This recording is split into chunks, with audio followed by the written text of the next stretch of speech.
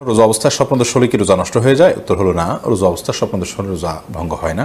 একটু আগে আমরা বলেছি স্বপ্নে যাই কিছু দেখুক মানুষ, তার জন্য বান্দাকে কোনো দায়বর্তা বহন করতে হয় না। তবে স্বপ্নদোষের ফলে যদি বীর্যপাত হয়ে থাকে তার ফলে গোসল ফরজ ঠিকই হবে।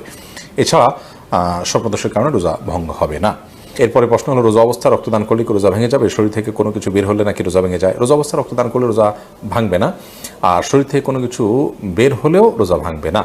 তবে রক্তদান করতে গিয়ে যেন এত বেশি রক্তদান করা না হয়, বা দুর্বল শরীরে যদি রক্তদান করা হয় যার ফলে তিনি অসুস্থ হয়ে পড়ে রোজা আর কন্টিনিউ করতে না পারেন, সেই পর্যায়ে যাওয়া উচিত নয়। বাকি এক ব্যাগ রক্ত দিলেন, তিনি নিজের প্রতি নিজের আস্থা আছে যে তার বড় কোনো ক্ষতি হবে না, তাহলে তিনি এটা করতে পারেন।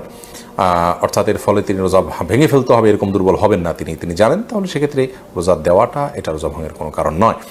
আর শরীর থেকে কিছু বের হলে রোজা ভঙ্গ হবে না। আমরা অনেকে মনে করি শরীর থেকে কিছু বের হলে রোজা ভঙ্গ হবে। কেউ একটু বমি করেছেন অল্প স্বল্প, তাদের রোজা ভঙ্গ হবে না। রক্ত দিয়েছেন এক ব্যাগ, তাদের রোজা ভঙ্গ হবে না। তবে ইচ্ছাকৃত বমি করলে সেটি রোজা ভঙ্গের কারণ হবে। মূলত শরীরে কোনো কিছু প্রবেশ করলে, শরীরেও না, পাকস্থলিতে পেটে খাদ্যের কাজ দেয়, এরকম কোনো কিছু হলে সেটি রোজা ভঙ্গের কারণ হবে। এর পরের প্রশ্ন হলো, রোজা রাখা অবস্থায় কি গুপ্তাঙ্গের লোম পরিষ্কার করা যাবে? উত্তর হলো করা যাবে, কোনো অসুবিধা নাই, এর ফলে রোজার বা সিয়ামের কোনো ক্ষতি হবে না। এর পরের প্রশ্ন হলো, রোজা অবস্থায় যদি হস্তমৈথুন করে তাহলে রোজা ভেঙে যাবে কিনা?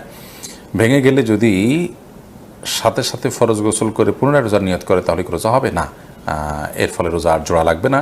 হস্তমৈথুন করে বীর্যপাত যদি কেউ করে তার ফলে রোজা ভেঙে যাবে। এই রোজা তাকে পরবর্তীতে রেখে দিতে হবে, এবং এই রোজার ভাঙার ফলে তাকে কাফারাও আদায় করতে হবে। অর্থাৎ একটি রোজার কারণে তার একটা রোজা তো কাজা করতেই হবে, সাথে আরও 60টা রোজার টানা ধারাবাহিকভাবে বিরতিহীনভাবে রেখে দিতে হবে। এটি তার জন্য একরকম শাস্তি, এবং এটি জঘন্য অপরাধ বটে।